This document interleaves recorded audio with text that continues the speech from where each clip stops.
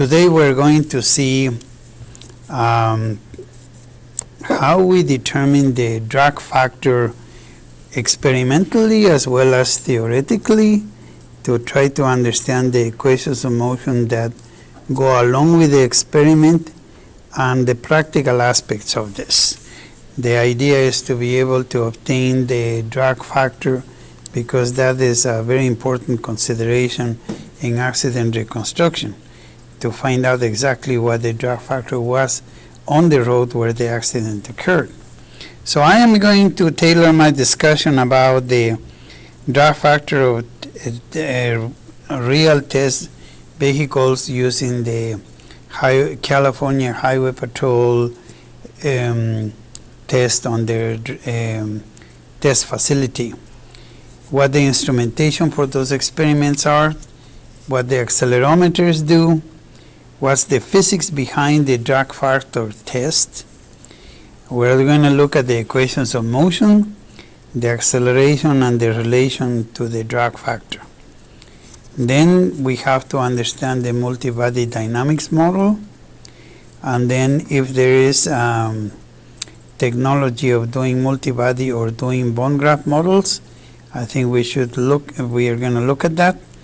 And then the bone graft modeling technique is one that is used very much in doing models of dynamic systems. So we are going to also verify that and reach some conclusions. So that's the introduction and the outline of what we're going to be talking about. Okay, let's take a look at the police car here, and we are going to look at the setup of this test. The idea is to start a vehicle like at 40 miles an hour and then without the ABS and just slam on the brakes and have those wheels just drag on the ground until the vehicle stops, and then do it several times to be able to get an idea exactly what that drag factor is. In order to do that, the very first thing we got to understand is how the axes are defined for the analysis here. And what I want to say is, always you see the roll axis is defined as the axis in the direction of travel of the vehicle. So if the vehicle rolls, this is why it's called the roll axis. This is the X direction. Then you have the pitch axis, which is the Y direction.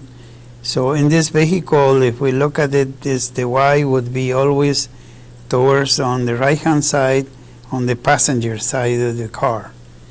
And the Z, which is the yaw axis, the vehicle can rotate about, that is going to be towards the center of the earth, and that is our Z axis, and that is called the yaw axis.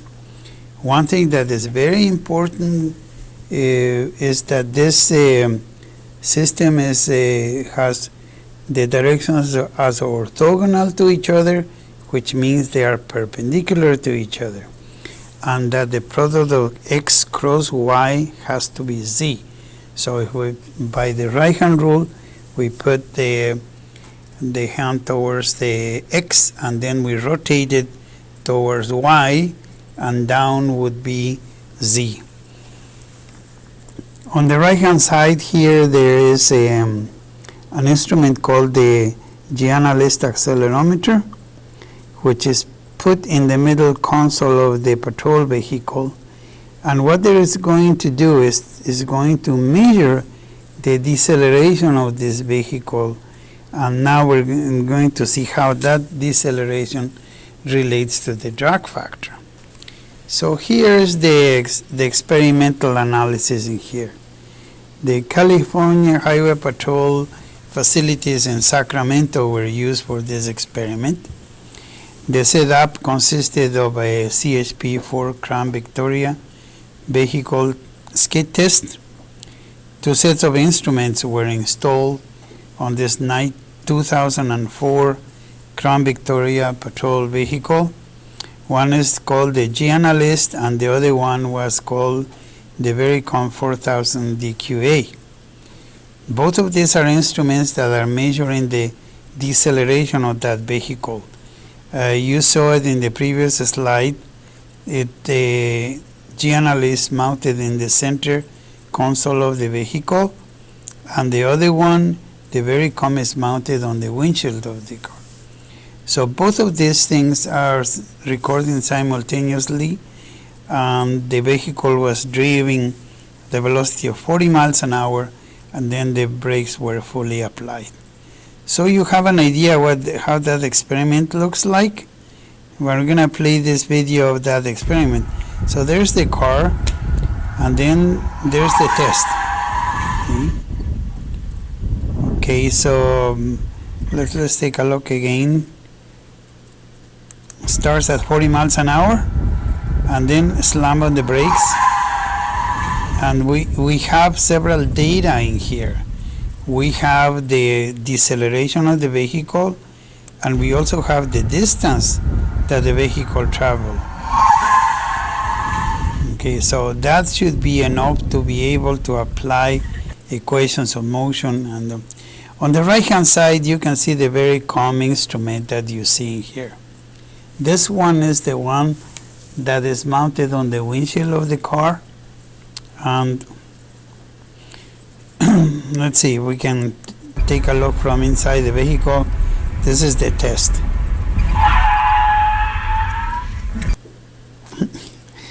It's pretty good deceleration that you feel in there.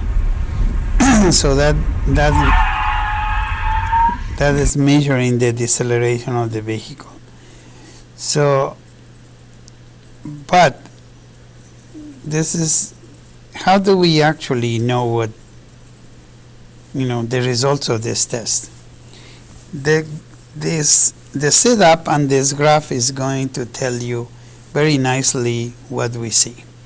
So in here, this is mounted to the windshield of the vehicle, and when the deceleration happens, this instrument is experiences the deceleration the vehicle experiences.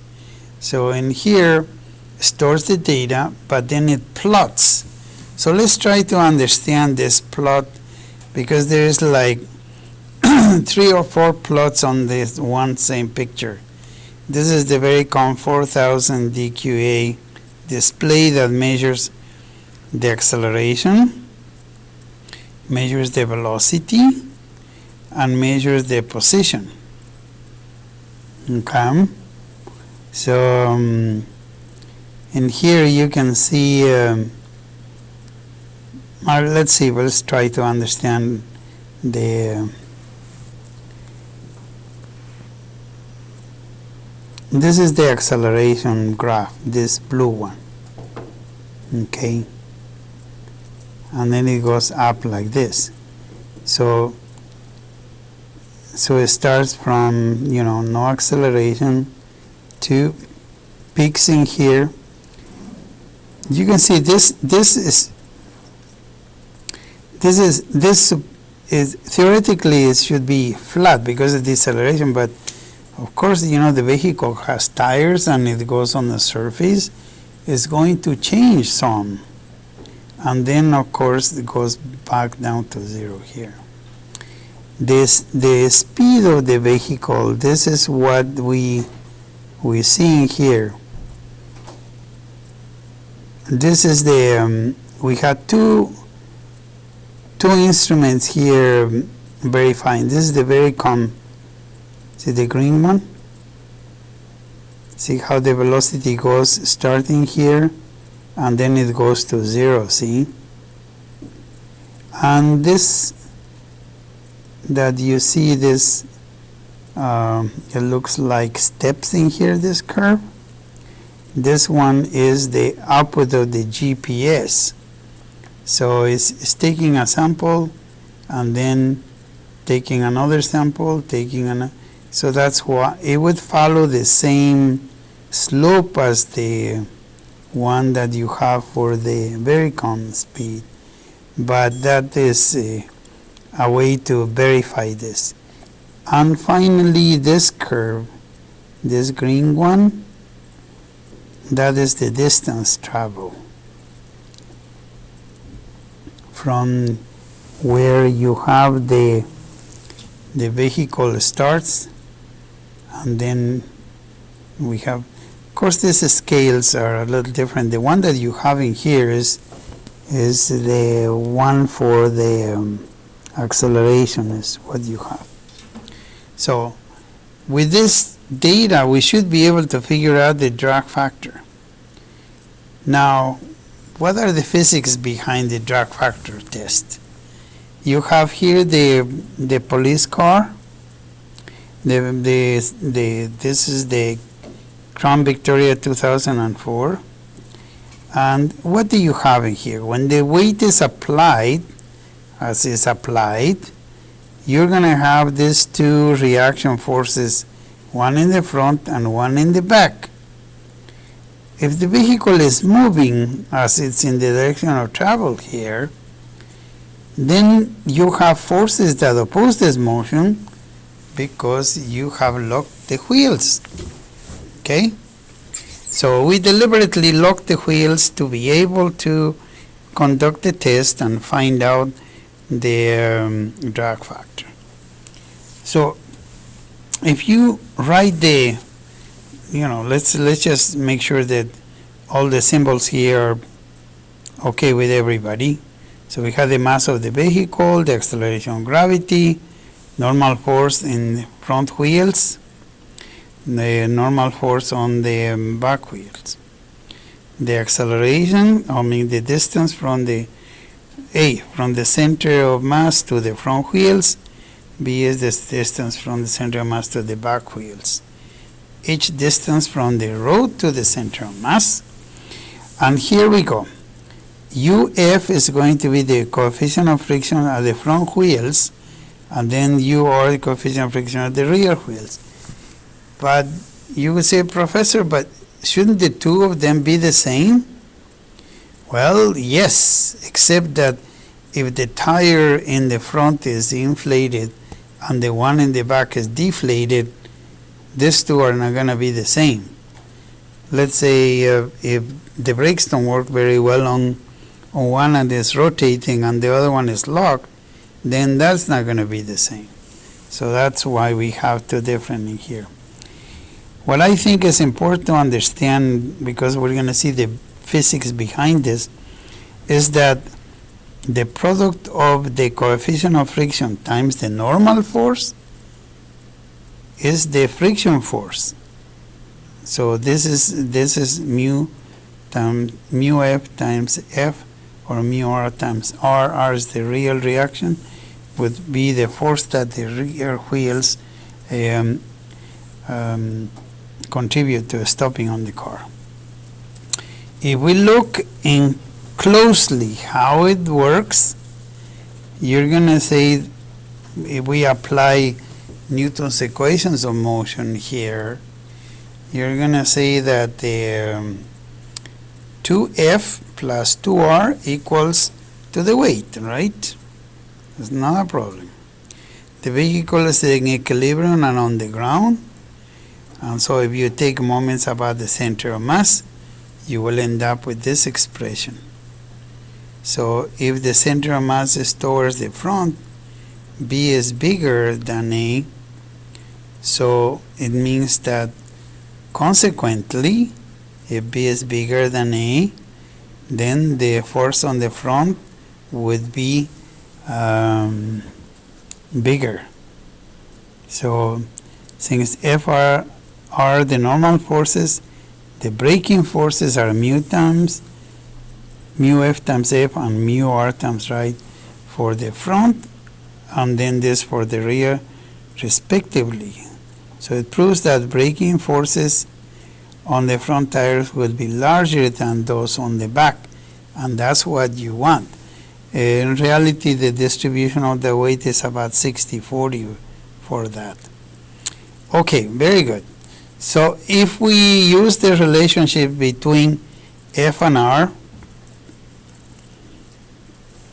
and then the A and B, and in here we use the equation that from here, this expression, then it follows that if you enter that into here, then we could put this this equation in terms of the weight and the dimension of the location of the center of mass. So the rear would be A divided A plus B times mg, and for the front B divided by A plus B times mg. Now, again, the normal force can be expressed, F is going to be, and at this point we're going to say drag factor of the front wheel times mg and drag factor of the rear wheel times mg. But this, let's make the correction here. This FWF means the percentage of weight of the front wheels and the percentage of weight on the back wheels. So if you have F would be drag factor due to the weight in the front and the drag factor due to the weight in the rear. Okay, if you make a free body diagram and you apply Newton's equations of motion, here's what you'll have. Remember what Newton's equation of second law says. For a body that is in motion, the summation of forces acting on the body equals to mass times acceleration. So, if we define this as with the Cartesian coordinate system, where you say that positive to the right is and then you have to the left is negative, or we could do it in the direction of travel is the positive and then the opposing is the negative. So we can do that. This is the direction of travel, so plus this way and minus this way.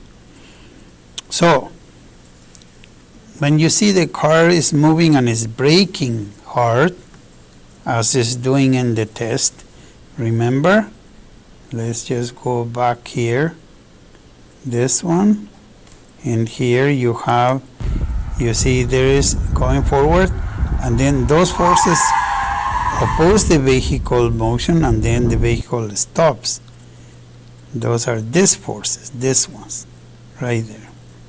So if you look and you need to add all this, so mu of the front wheel times F minus mu of the front wheel, right, then to the left, mu of the right rear times R, mu of the right left times R equals to mass times acceleration. Remember that this is the direction of travel, so it's positive.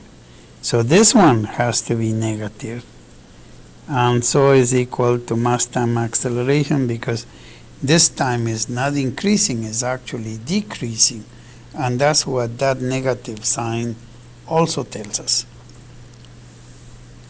So if we expand rather this, what we really have is that mu of the front right times the percentage of weight in the front times mg, that's this force. This one, mu on the left, is going to be mu on the left, which would be times the percentage of weight times mg, and then the same thing you do it for each wheel, mu right rear times the percentage of weight times mg, and the same thing for the left wheel.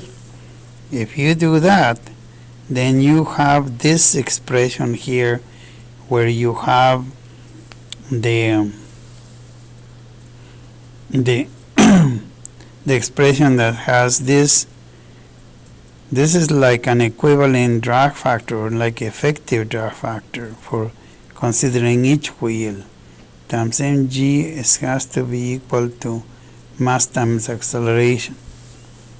Okay, so if you have it in this form, isn't it true that this is like mu times the normal, mu times n equals to mass times acceleration? But you see in here, this whole thing becomes the adjusted drag factor.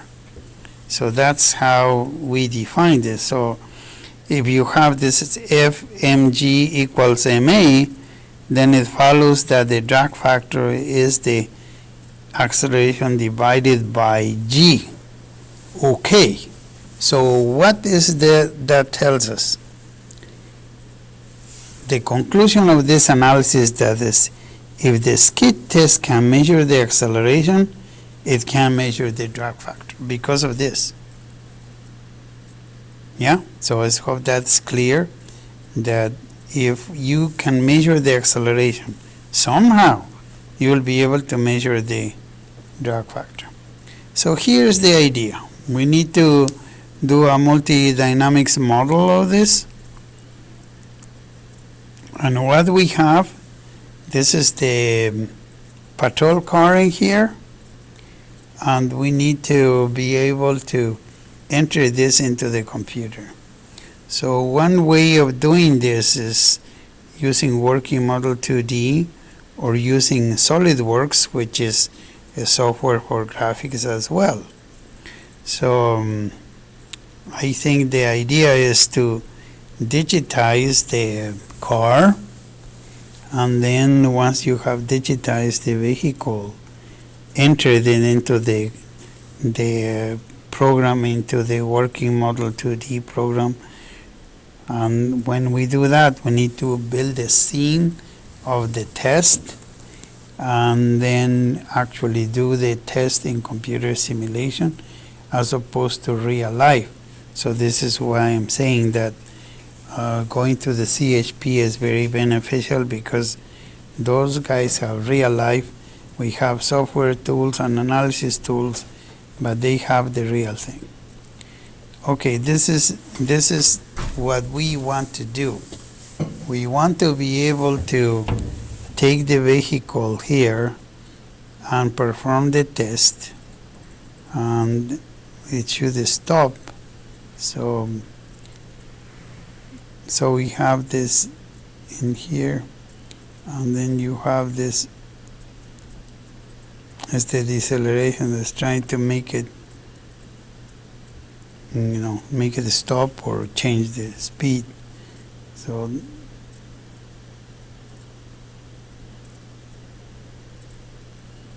okay, so the idea is to build this scene exactly as is, and we're gonna let this vehicle run, slam on the brakes, and as you can see in here in the simulation, you can see the front wheels are much bigger reaction than the back ones. So we want to be able to measure the velocity and acceleration and produce a graph from this in such a way that we'll be able to compare it with the one from the county, on one from the one for the data from the test, what I mean. So here you're gonna see, but now with a little more, how can I say, more of a idealistic model. This is the acceleration, see? This is the velocity here.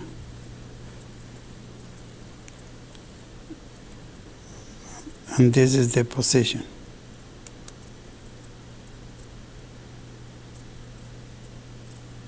Okay. So that's what we want to do, and we want to be able to produce this comparison that we see. This is the very common test, and our computer simulation test is going to look exactly like this. But you can see how close it is. It is really actually close. We verify the answers. So in here you can see that the the acceleration feels a bit of a transient here, and then stay constant and then goes off.